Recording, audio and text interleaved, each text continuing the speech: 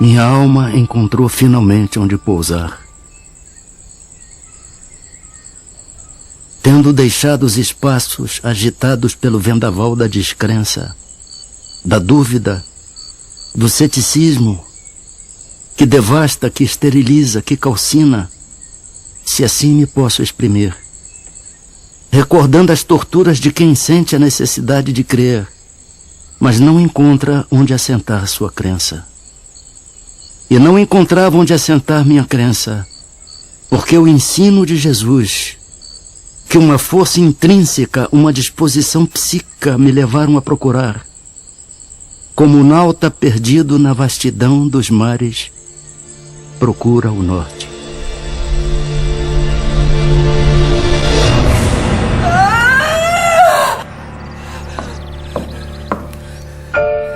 Vamos, dona Fabiana, só mais um pouco e a criança sairá. Força, minha filha, força!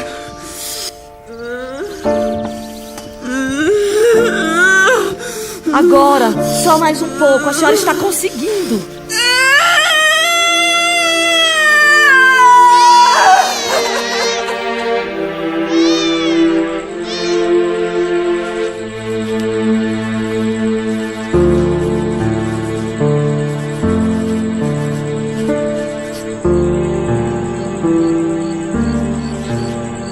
Nasci numa região quase inóspita no meio do sertão cearense.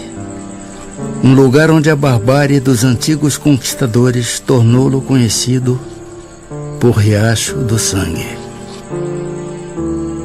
Era um autêntico Bezerra de Menezes, família de grande influência na região, de honrarias, de disputas políticas e de ideias libertárias.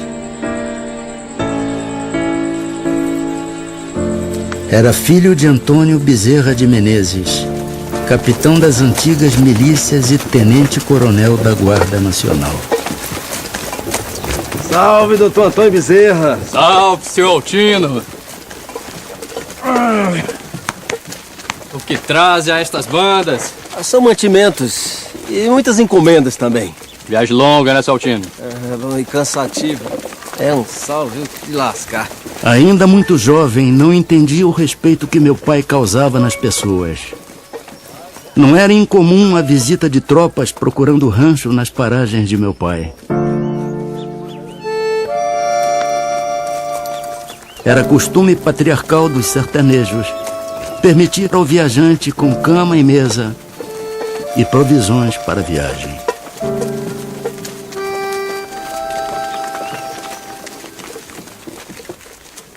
Trouxe o que lhe pediu, Altino? Mas é claro, né, senhor Antônio? Ó, o menino Adolfo vai gostar disso. Muito bom. Adolfo, meu filho, corra! Corra, tem uma surpresa pra você.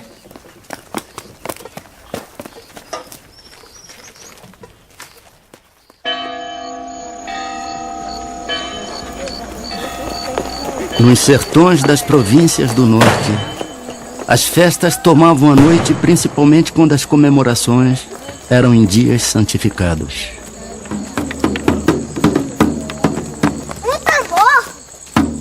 Nasci e criei-me no seio de uma família tradicionalmente católica. Aprendi aquela doutrina e acostumei-me às suas práticas, mas empiricamente, sem procurar a razão da minha crença. Dois pontos, entretanto, me pareciam luminosos no meio daquela névoa. Eram a existência da alma responsável por suas obras e a Deus, Criador da alma e de tudo o que existe.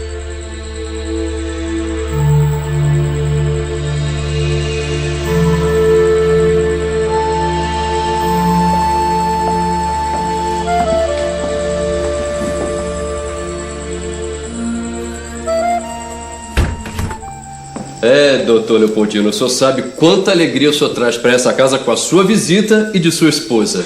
Alegria e muita honra, não é mesmo? Aceita o licor? Sim. Merci, madame. Meu senhor. Obrigado, Fabiana. Mas, doutor Leopoldino, conte-nos aquela história. A família era mesmo de São João do Príncipe. Uma família, sobretudo religiosa, que não se deitava antes de rezar o terço e não se levantava sem cantar o ofício de Nossa Senhora.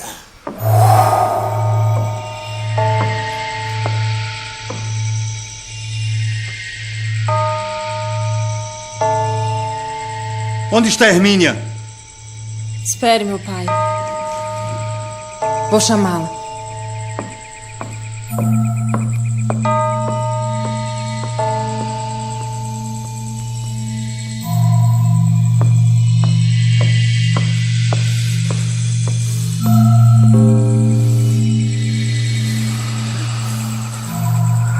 Hermínia, minha irmã. Vamos. Está na hora do terço. Nosso pai já a chama. Ninguém me diz o que fazer. Que o terço espere nas profundezas do inferno. Sai daqui! Surpreendidos os pais, principalmente por não ter acudido ao seu chamado, ela, que era dócil e obediente, mandaram-lhe dizer novamente que só estavam esperando por ela. A resposta foi que podiam esperar quando quisessem, que ela não estava disposta a concorrer com ridículas práticas.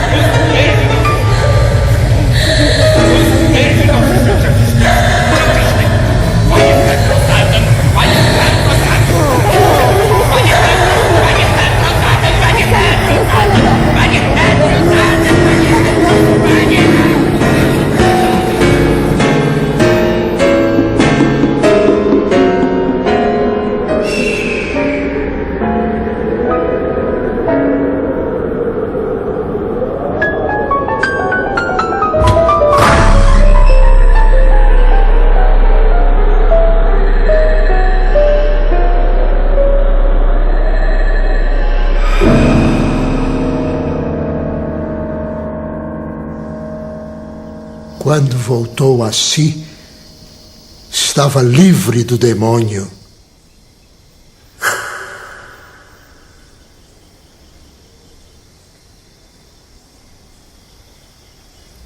Aquele relato do velho contador de histórias seria o meu primeiro contato com o universo além da matéria.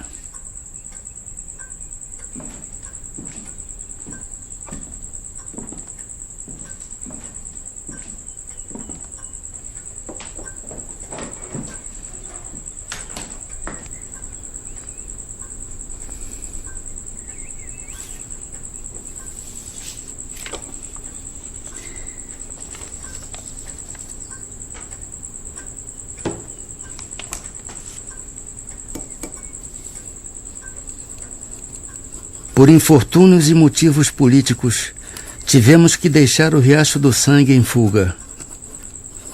As perseguições aos ideais libertários se intensificaram na província. Um aliado político e parente, Major Facundo, fora assassinado e meu pai corria risco de vida.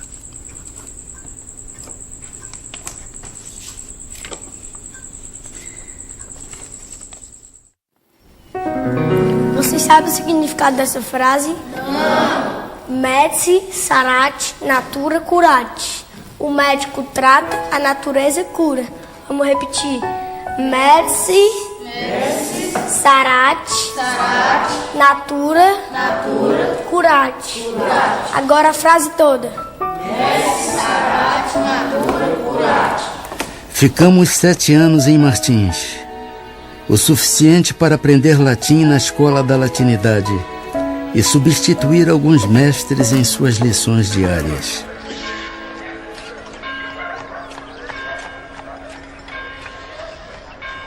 Retornamos ao Ceará após arrefecer os ânimos.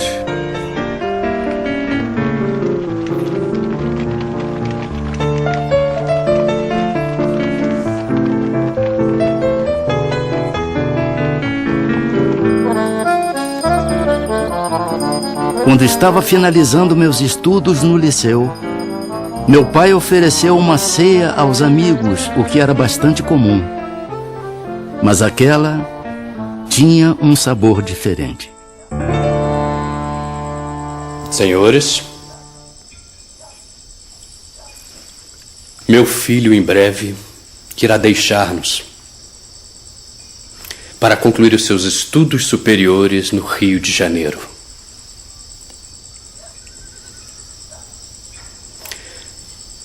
Quero, pois, aproveitar este momento solene e dizer-lhe, diante de meus amigos, uma palavra que me vem do coração. A única e verdadeira felicidade que um homem pode ter na terra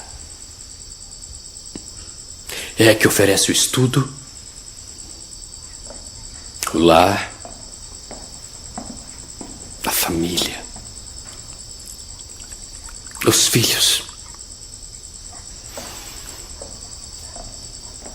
E se esta felicidade é a avis rara dos poetas,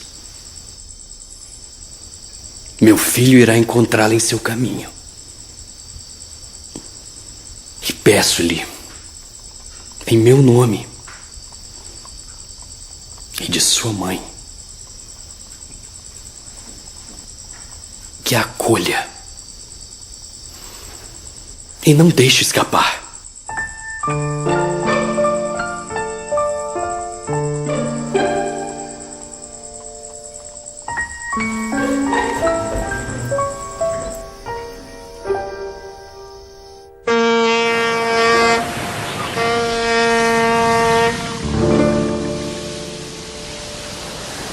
Alguns dias de viagem, fui despertado do sono letárgico em que estava mergulhado.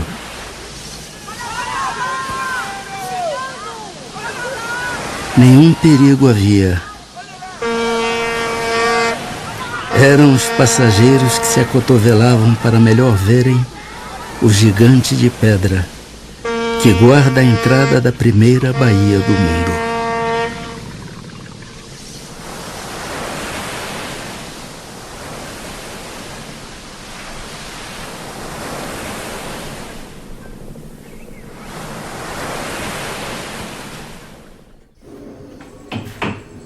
Era um jovem estudante de medicina e de pronto já me abatia o desafio de custear-me.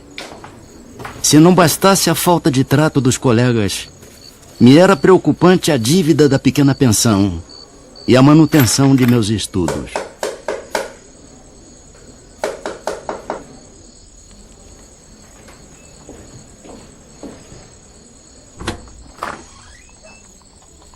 Senhor, o que deseja? O senhor é Bezerra de Menezes, professor de aulas particulares. Sou. É que estou muito necessitado de aulas de matemática. Já há muito tempo não estudo matemática. Não sei se teria condições de lhe dar essa aula. Mas é que estou realmente necessitado. Eu preciso muito da sua ajuda.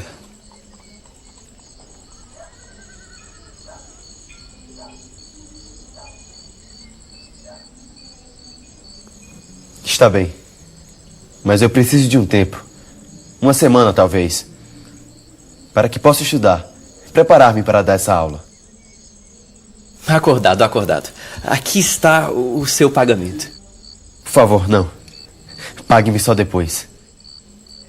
Esse dinheiro o meu pai me deu como mesada. Se o senhor não aceitar agora, eu vou acabar por gastá-lo com futilidades. E quando chegar a hora certa, eu não vou ter como lhe pagar.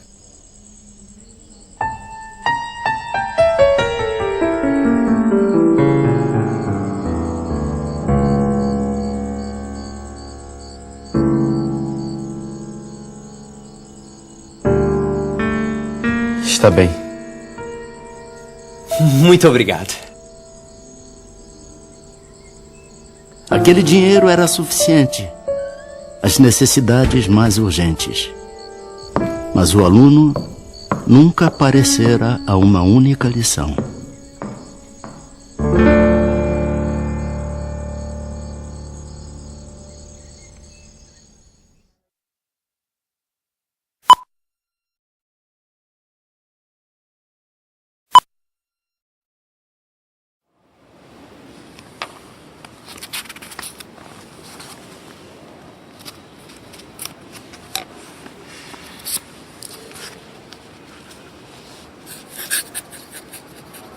Os desafios de sobreviver em terras distantes já anunciavam o exercício da tolerância frente aos preconceitos de meus colegas na Academia Imperial de Medicina.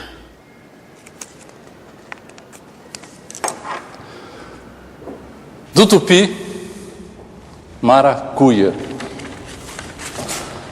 Fruto que se serve ou alimento na cuia, produzido pelas plantas do gênero Passiflora, da família das Passifloraceae, angiosperma da ordem Malpighiales, divisão Magnoliófita, classe Magnoliopsida. Poderoso tonificante, anticonceptivo, calmante, hipnótico, hipotensor, refrescante antiespasmódico, antifebril, sedativo e sonífero.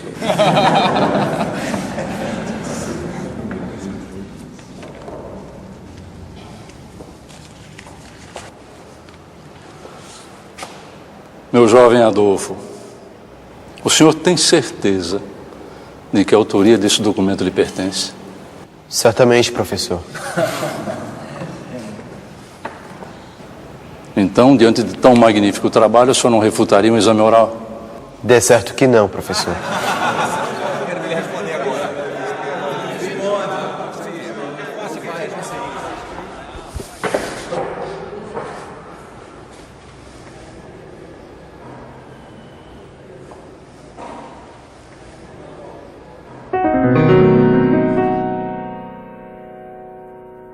Aquela arguição durou cerca de 1 hora. Ao constatar de que o trabalho era de minha autoria, conquistei um certo respeito de meus colegas e mestres.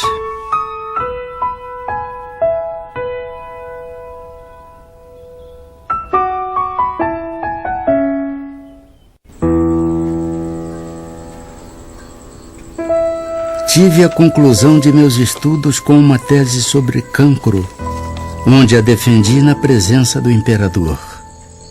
Após doutorar-me, já tomava posse como membro da Academia Imperial de Medicina e logo era um cirurgião-tenente, assistente do renomado cirurgião-mor, professor e amigo, Manuel Feliciano Pereira de Carvalho.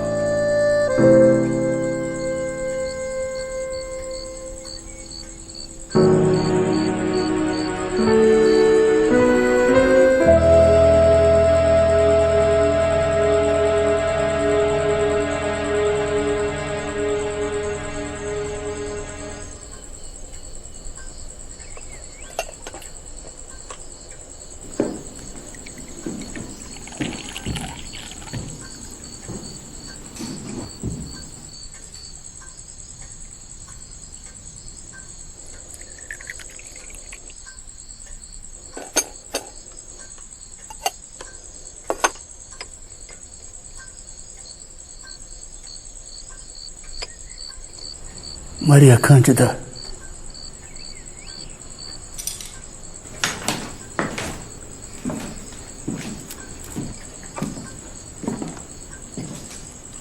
Maria Cândida.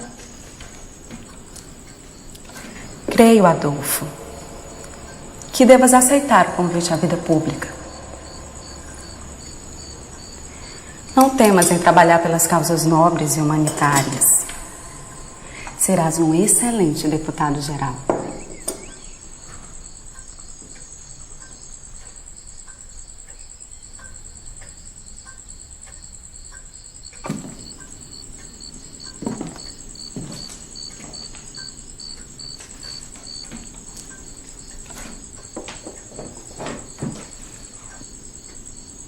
Maria Cândida me motivava entre duas paixões, a medicina e a política. Senhor presidente, o projeto 15 de julho, da autoria do nobre deputado Rodolfo Dantas, é um avanço abolicionista. Fixa a idade limite da escravidão em 60 anos. As reações adversas ao projeto são os abusos praticados pelos abolicionistas. Senhor presidente, peço licença para uma intervenção.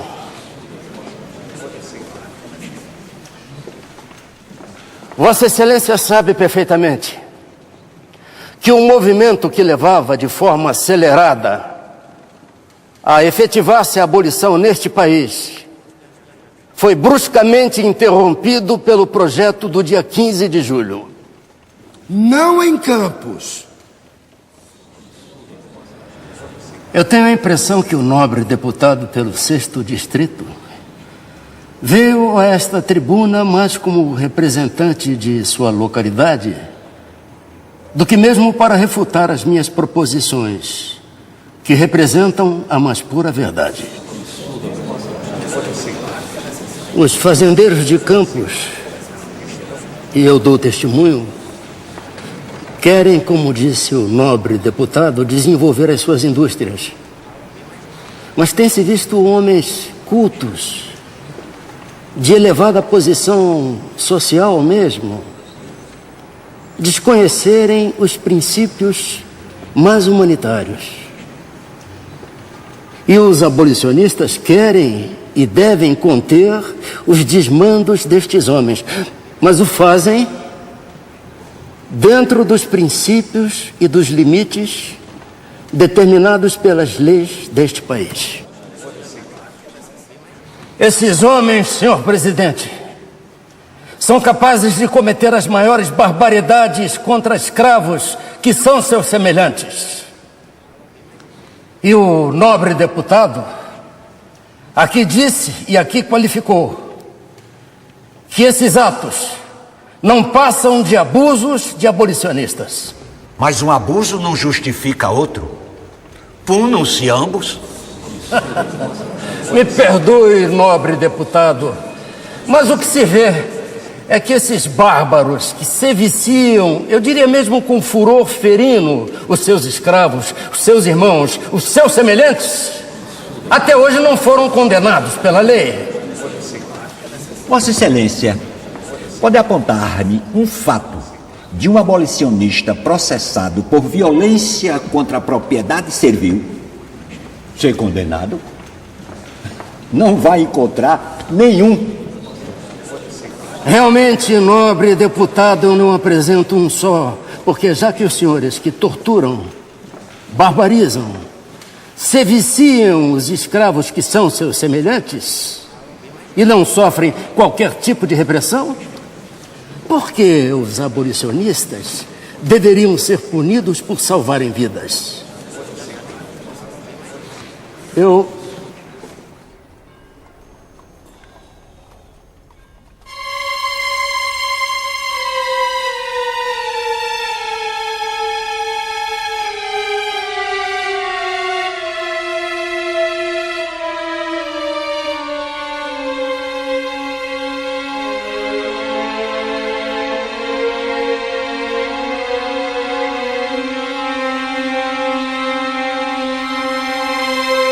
A política, como eu compreendo, não é uma especulação dos homens, é uma religião.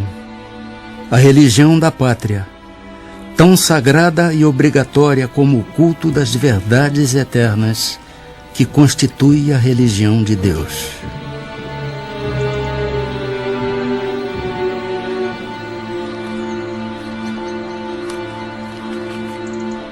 Vossa Excelência? Vossa Excelência?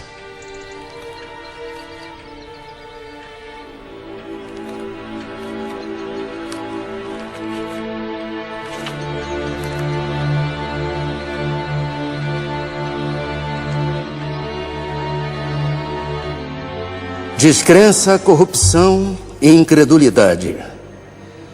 Eis, pois, senhores, o sumário de todos os sintomas que oferece o país, sobre o tríplice ponto de vista por onde o consideramos. E quem, depois disso, ainda tão cego, que não divise nos horizontes da pátria a nuvem negra da tempestade. A pátria está principalmente em perigo quando princípios tão perniciosos como esses que apontei se insinuam por todo o corpo social, pois eles corrompem-lhe o sangue, gangrenam-lhe todo o organismo e tiram-lhe toda a força de coesão necessária para resistir à exploração produzida pelo choque de interesses sórdidos que tais princípios promovem com ampla generosidade.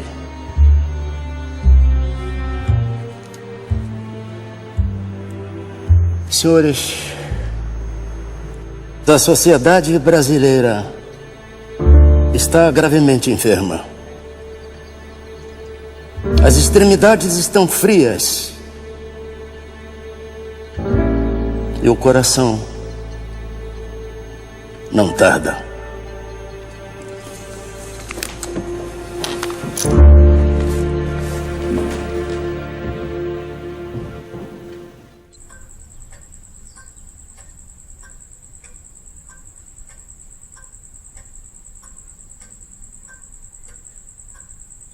Abandonava a religião da pátria para dedicar-me à medicina.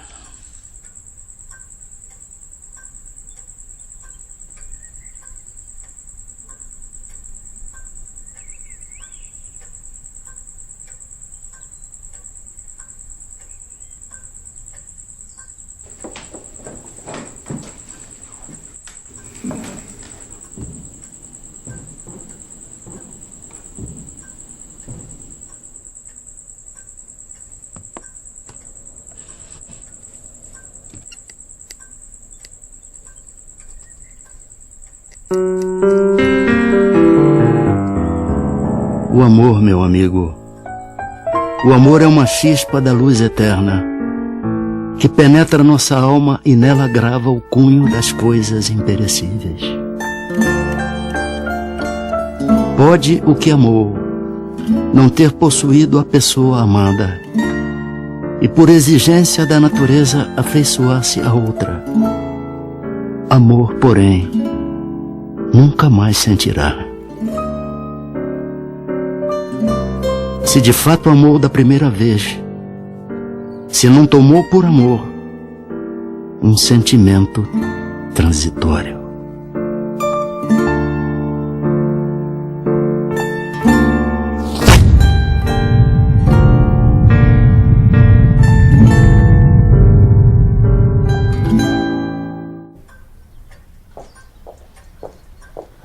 Após o desencarne de Maria Cândida, esposei-me com sua irmã, Cândida Augusta, que sempre esteve ao meu lado, principalmente nos momentos de desculto à matéria, resignação e dedicação à minha crença.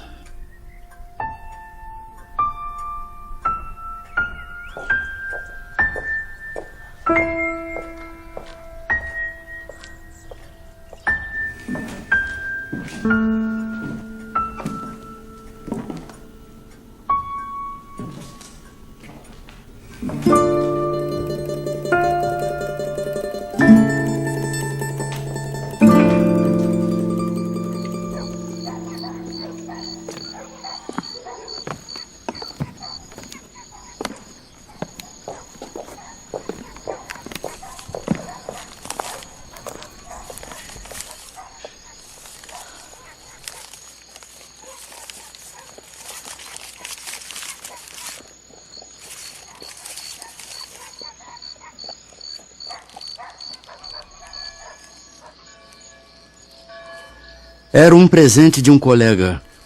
Ainda não sabia o motivo ao certo. Deu-mo na cidade. E eu morava na Tijuca, a 1 hora de viagem de bonde.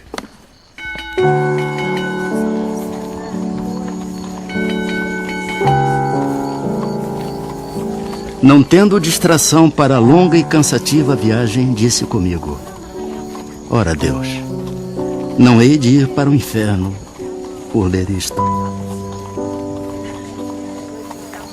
Abri o livro e prendi-me a ele como acontecera com a Bíblia.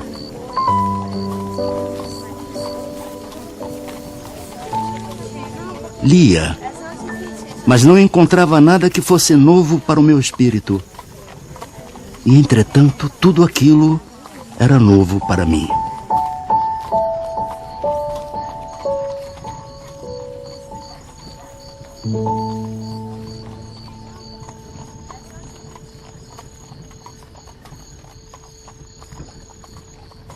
Se não bastasse a afinidade com o Livro dos Espíritos, a experiência com o médium João Gonçalves foi a certeza de meu desígnio. A crise de dispepsia que me abatia há 5 anos de tratamentos alopáticos fez com que aceitasse, ainda que desconfiado, a orientação do meu amigo Mário Lacerda. Fora Mário o encarregado à primeira consulta mediúnica.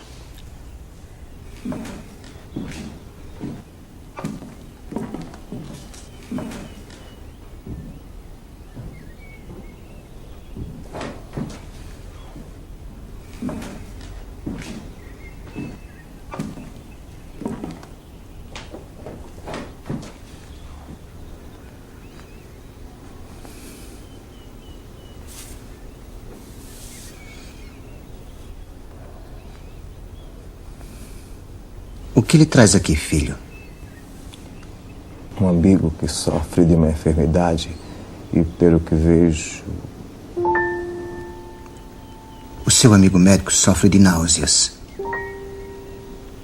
tonturas, vômitos, ardências no estômago. A dor no peito não é do coração.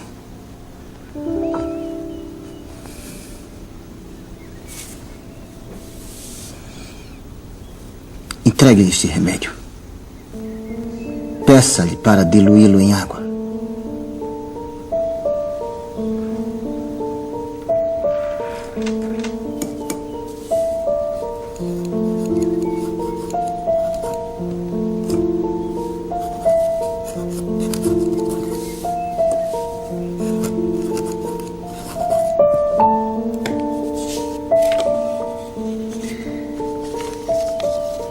Diga-lhe para seguir as orientações do humilde amigo.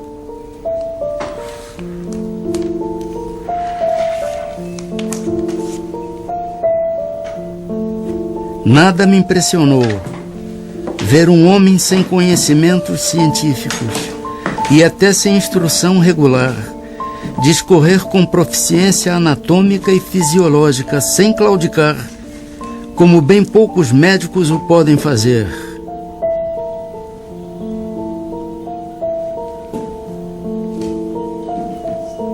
Em pouco tempo de tratamento, a doença desaparecia.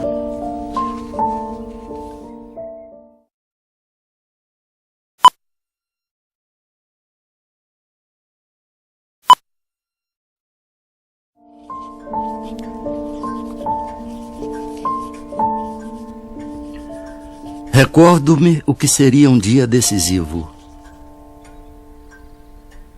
Influência física nenhuma senti. Mas moralmente já me tornara outro homem.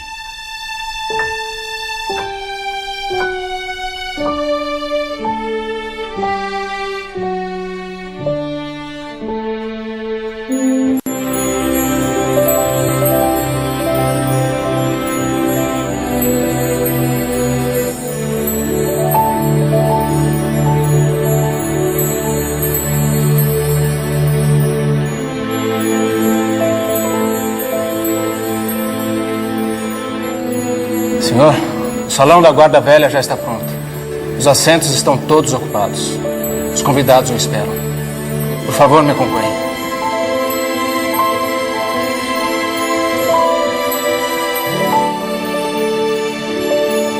Com licença, senhor. Quero assinar o livro de presenças.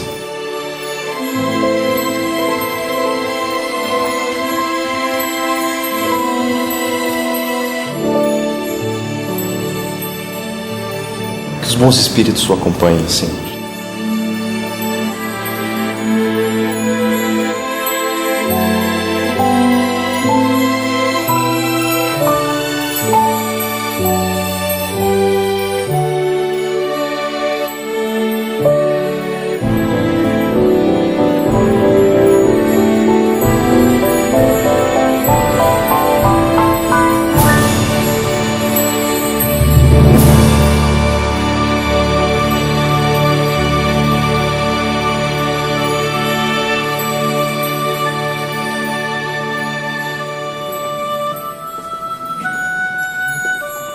Naquele dia me abracei com um cascalho para não rolar no abismo da descrença.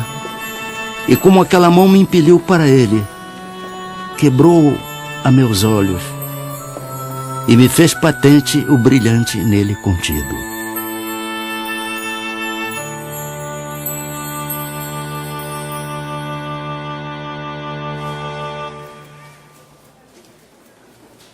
Minha alma encontrou finalmente onde pousar. Posso dizer o meu credo espírita com o apoio de minha consciência e não por imposição de uma autoridade que me queira impor a fé. A moral cristã,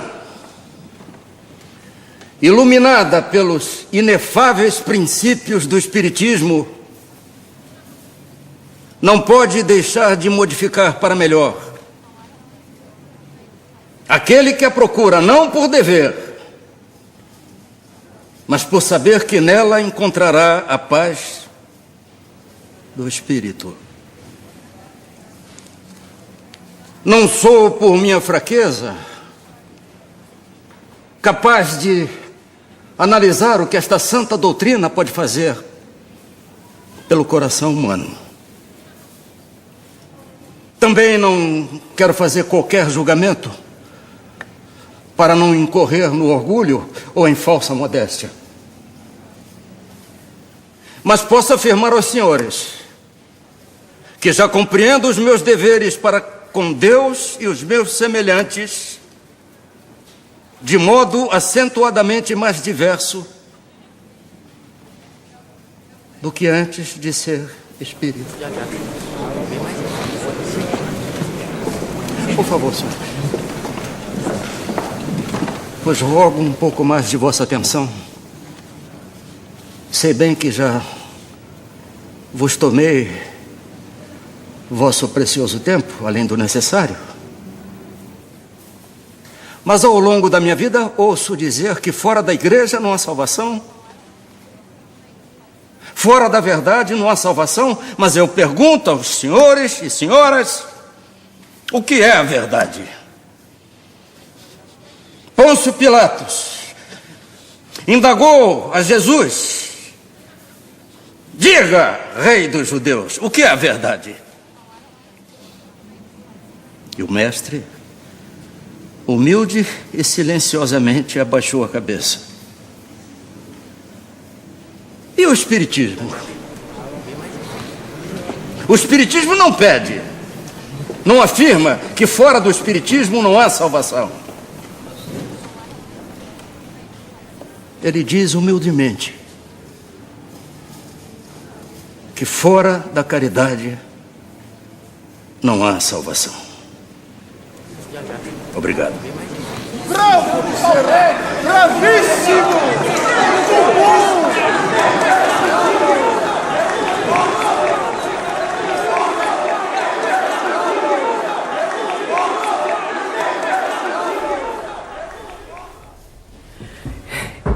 sei como ele vai receber essa notícia. Preocupado com o coração dele.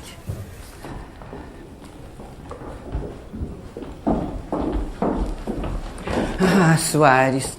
Soares, meu irmão, não lhe trago boas notícias. Por que tamanha aflição? É sobre o nosso irmão Adolfo. Leia você mesmo. Creio que está desequilibrado.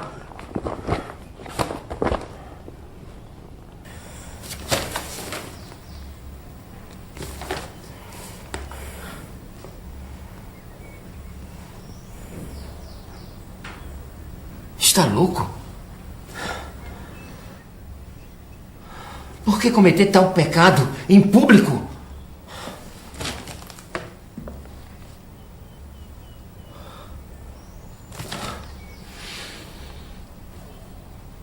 Adolfo expõe o nome de nossa família à ridicularização pública através de forças demoníacas. Mas o que houve, Soares? Meu irmão, Adolfo, adotou a religião dos demônios em discurso público. Religião dos demônios? O espiritismo. Uma religião de fantasmas, de pessoas falecidas. Religião de fanáticos que afastam os homens da pura e verdadeira religião. Espiritismo. A religião em que as pessoas se comunicam com os mortos? É. Eu sinto o cheiro de enxofre das palavras dele. Meu Deus, só pode estar possuído. Precisamos buscar o auxílio da Igreja Católica para exorcizá-lo. Religião do politeísmo. Religião dos demônios. Que Jesus Cristo expulsou. Religião de Pitágoras. Buscam a pluralidade da existência como boa nova para atrair noviços.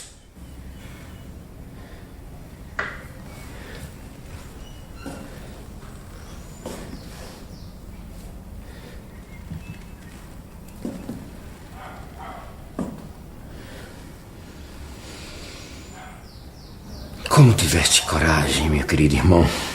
Como?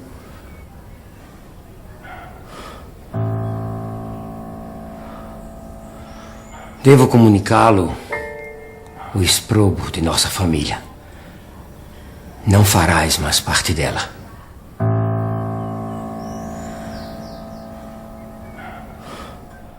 Devo dizer-lhe, estimado irmão, que colocaste o nome de nossa família à execração pública. Estás sob influência de Satanás. Não creis mais em Deus Pai Todo-Poderoso, Criador do céu e da terra, na Santíssima Trindade, na comunhão dos santos, na ressurreição da carne, na vida eterna, no Santo Papa, na Igreja Católica Apostólica Romana. Busque o auxílio de padres exorcistas para livrar-lhe deste mal, antes que seja punido por tamanha iniquidade. Concluo afirmando-lhe que não mais faz parte desta família. Seu irmão, Manuel Soares Bezerra.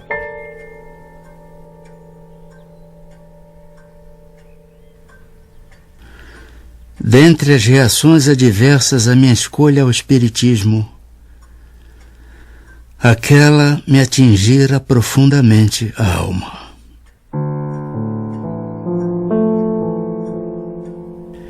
Em resposta aos impropérios, escrevi-lhe uma extensa carta que me vinha do coração. Creio em Deus Pai Todo-Poderoso, Criador do céu e da terra. Creio em Jesus Cristo, seu dileto Filho, nosso Senhor e Redentor. Creio que a Igreja foi instituída por Ele para ensinar sua santa doutrina e que é assistida pelo Espírito Santo nesse santíssimo mistério. Creio na comunhão dos santos, na ressurreição da carne, na vida eterna. Não creio na lenda dos anjos decaídos, porque crer nisso valeria por negar a onipotência e a onisciência do Senhor. Não creio que o mal possa vencer o bem, eternizando-se como este no reino de Satanás.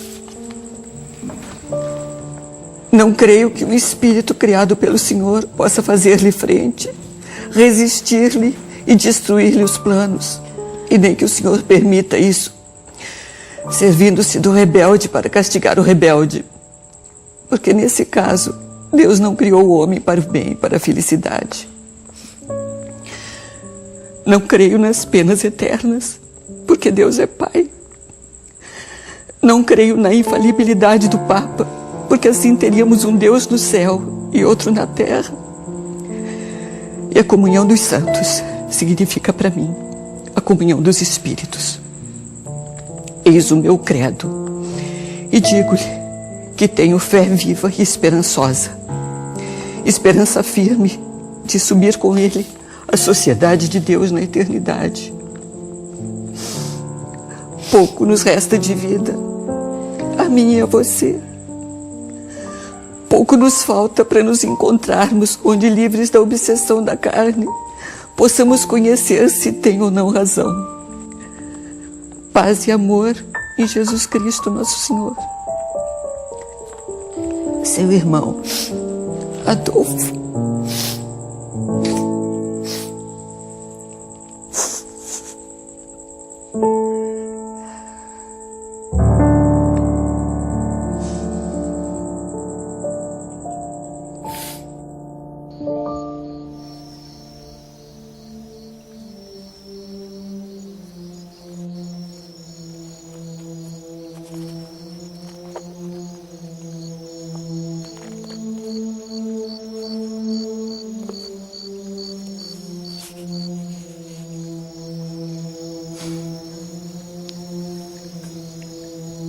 Amai os vossos inimigos. Agradecemos a todos os bons espíritos de luzes que quiseram se comunicar conosco e lhes pedimos nos ajudar para que possamos desenvolver e orientar a todos através das instruções que nos deram e que possamos, ao final desta reunião, cada um de nós sair cada vez mais fortalecido na prática do bem e do amor ao próximo.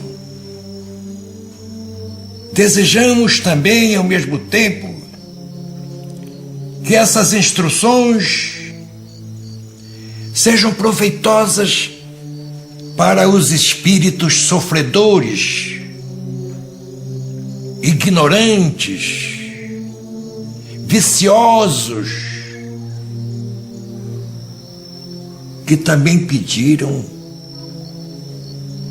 para assistir à nossa reunião e aos quais rogamos a Deus toda a sua misericórdia. Graças a Deus.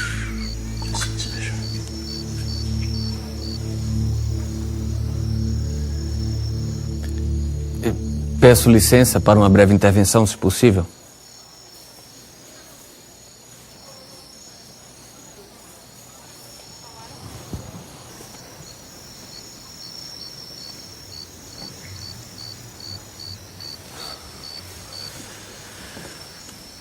Bezerra, continuo ateu. E não somente por meus colegas, mas também por mim, venho convidá-lo a um debate público, a fim de provarmos a inexpugnabilidade do materialismo contra as pretensões do espiritismo. E devo prevenir vocês que o materialismo já levantou extensa lista de nomes de médiuns fraudulentos, de ilusionistas que operam em nome de poderes imaginários, daqueles que largaram o suposto das forças psíquicas e fizeram declarações quanto às mentiras piedosas de que se viram envoltos. Dos chamados sensitivos, que reconheceram seus enganos e desertaram das fileiras espíritas. E, juntamente com esta relação, apresentaremos outro rol de nomes que o materialismo também levantou.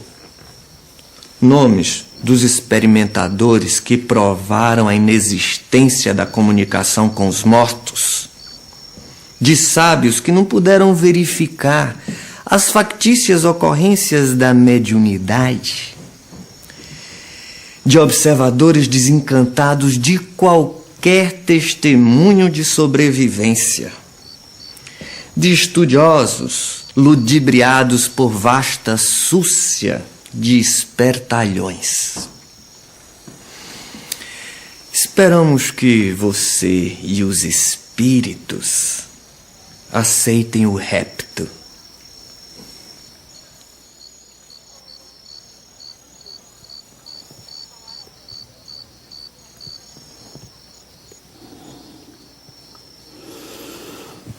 Sim, meu irmão. Se é que posso chamá-lo, meu irmão. Aceitamos o desafio, desde que o irmão traga para o debate um infortunado que o materialismo tenha soerguido moralmente no mundo, um malfeitor a quem a dignidade humana tenha sido devolvida, um infeliz a quem o materialismo tenha restituído o riso, a alegria de viver, os desesperados da alma a quem tenha sido restituído a paz do coração. Aqueles irmãos nossos que a morte levou seus entes mais queridos e enregelados na dor, será que o materialismo acenou para eles com alguma esperança? As mulheres afortunadas ou desafortunadas, perdidas na vida, o materialismo devolveu a elas o equilíbrio, a serenidade e a paz?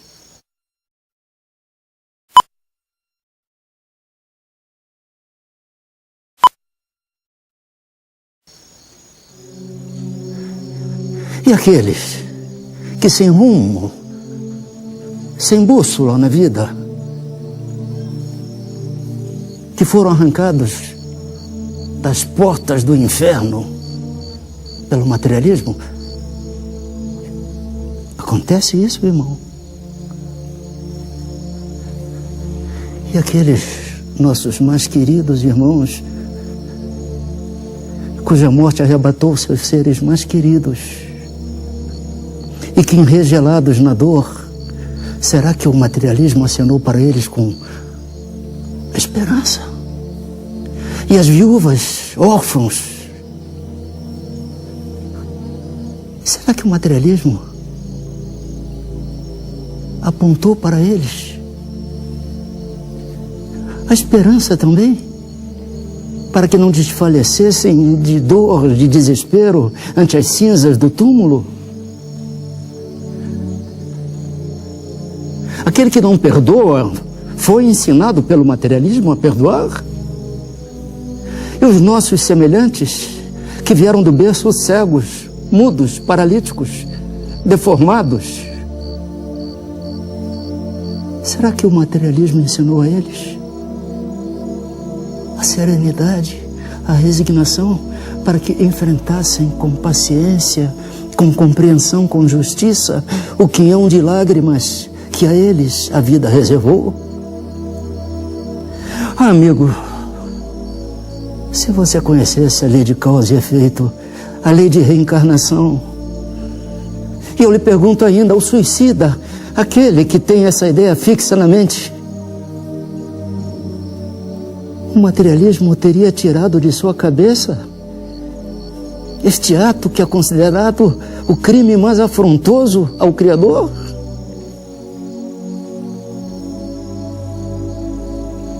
O materialismo esvai-se. O materialismo não preenche a existência. O que fica é um vazio existencial. O que fica é um vazio espiritual. Traga, meu irmão, um só ser desventurado que o materialismo tenha tirado do cipó de sofrimentos neste planeta de expiação. E nós, espíritas, aceitaremos o rapto.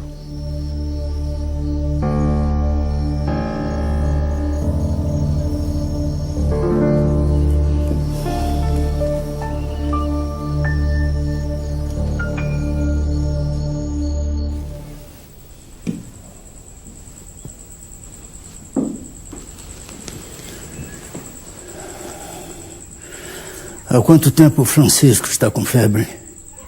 6 horas. Começou sem nenhum motivo aparente. Muito bem.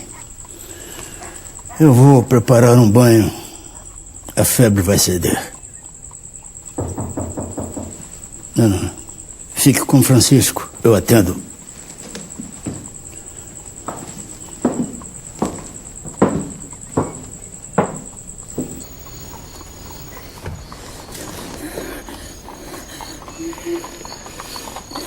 O que foi, senhora? O que aconteceu? Senhor, o senhor precisa me ajudar. A minha filha está muito doente em casa. Quando eu cheguei, ela já não tinha mais nenhuma força. O senhor precisa socorrê-la. Eu sei, senhora. Acontece que meu filho também não... Eu imploro, senhor. Eu tenho medo de perdê-la ainda essa noite. Está bem. A senhora fique calma. Aguarde um segundo. Eu vou pegar meus instrumentos. Calma.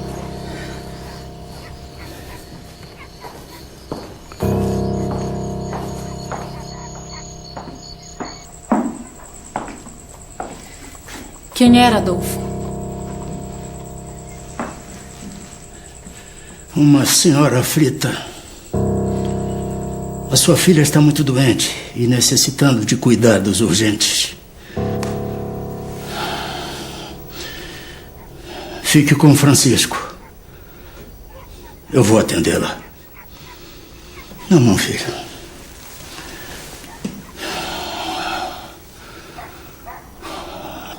Senhor,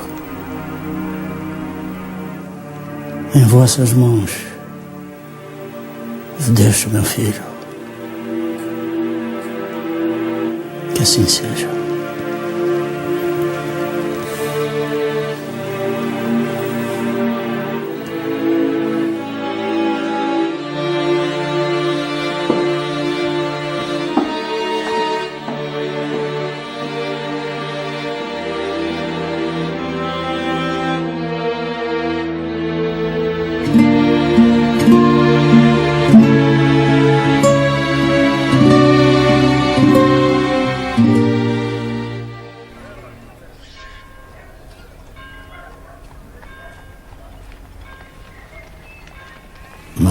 Mais. Bota a linguinha para fora. Isso.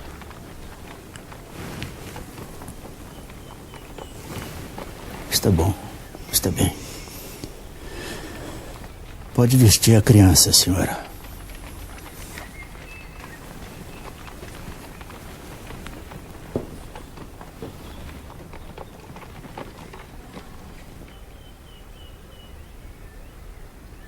Esses são os medicamentos que a senhora deve comprar.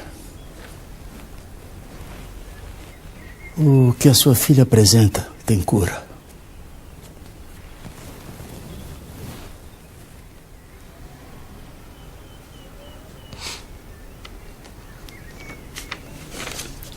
Me perdoa, doutor. Mas eu não tenho um centavo de resto para comprar o medicamento.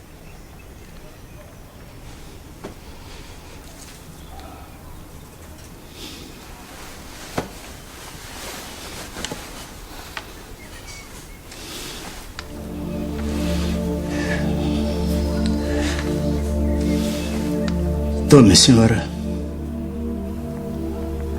Isto lhe será mais útil. Eu não posso aceitar. Não posso. O seu anel de formatura. Ele não terá a menor utilidade para mim, senhora. Se eu não puder exercer o meu ofício em toda a plenitude, por favor.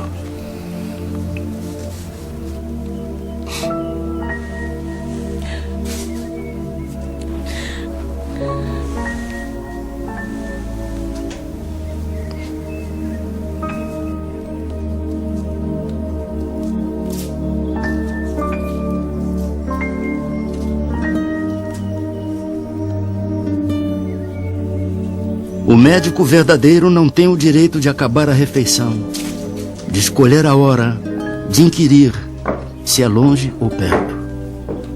O que não atende por estar com visitas, por ter trabalhado muito e achar-se fatigado, ou por ser alta noite, mau caminho ou tempo, ficar longe ou no morro, o que sobretudo pede um carro a quem não tem como pagar a receita, ou quem diz a quem chora à porta que procure outro.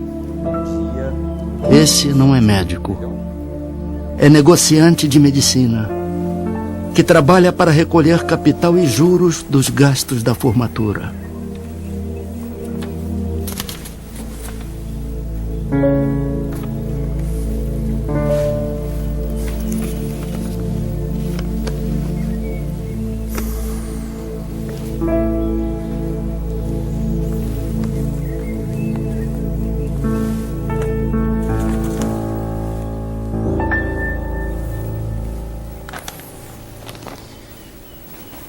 Nós já temos inúmeras dívidas do Dr. Bezerra de Menezes.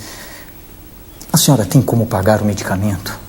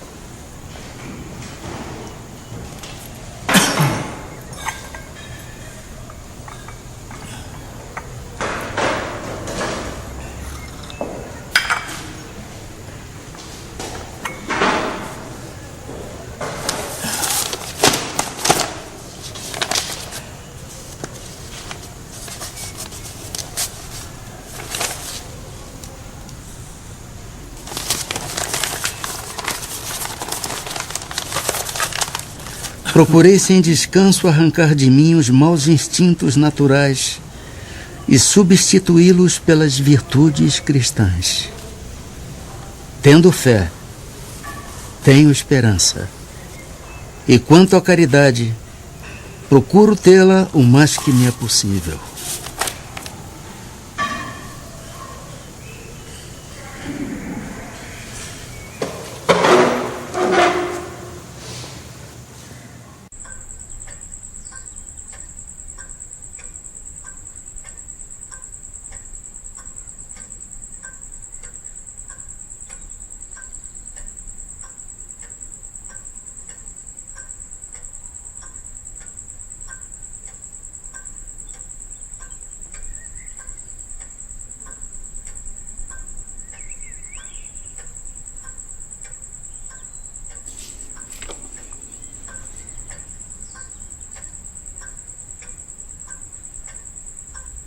O homem vai na vida semeando boas e más ações, porque não há um que não pratique de umas e de outras. O mais puro espírito tem suas fraquezas. Nenhuma ação da criatura humana é esquecida ou desprezada.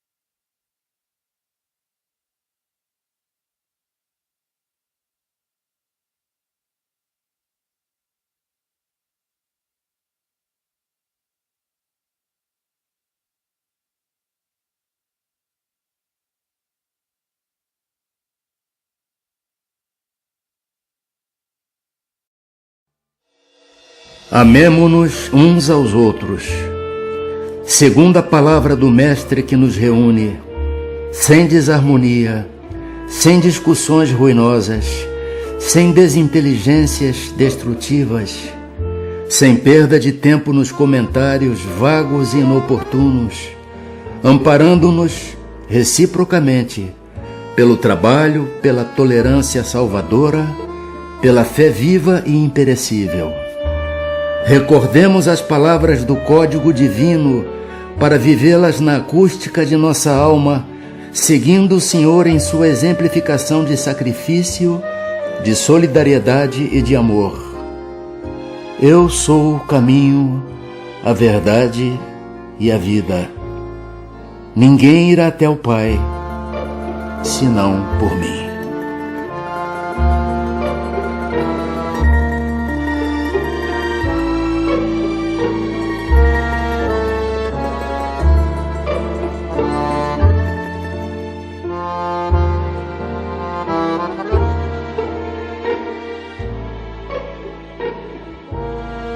Ele hoje é um espírito que ele coordena todos os médicos do espaço. Tem invocado todo dia na minha casa. Nós todo dia pedimos que ele dê uma assistência espiritual, que ele fique próximo, estenda as suas mãos, a fim de que a gente consiga, seja merecedor de receber a graça. Eu perdi uma vista. E nem parece. Então, nessa operação eu pedi não só o Bezerra de Menezes, como a outros médicos do espaço, que orientassem os médicos que estavam me operando. A humildade, a caridade, são o maior exemplo dele, Dr. Bezerra de Menezes. Foi um médico, mas fazia muita caridade, ajudava muitas pessoas, entendeu? São um dos maiores exemplos dele, a caridade, a humildade que ele tinha no coração. Quando eu me lembro que o Dr. Bezerra nasceu em 1831, e conseguiu o que ele conseguiu, porque a gente vai fazer um pouco mais de esforço para também conseguir ser uma pessoa melhor. Para mim, Bezerra de Menezes, se fosse ele católico, ele era santo já. Como era espírita, ele é um trabalhador do Cristo em benefício das pessoas carentes, em benefício de todos nós. Bezerra de Menezes é uma luz. Depois de Jesus, só Bezerra de Menezes, porque respeitando a Deus, porque o que ele fez, nenhum outro homem fez aqui. Pelo menos no Ceará, no Brasil. Porque do século passado, nascer aqui, se formar, ser o médico dos pobres, renunciar a tudo e aceitar a doutrina espírita, e divulgou a união, o amor pelo seu semelhante, concluindo as palavras de Jesus: amai uns os outros como eu vos amei. Ele amou tanto que não ficou com nada da terra, mas ficou com tudo do céu.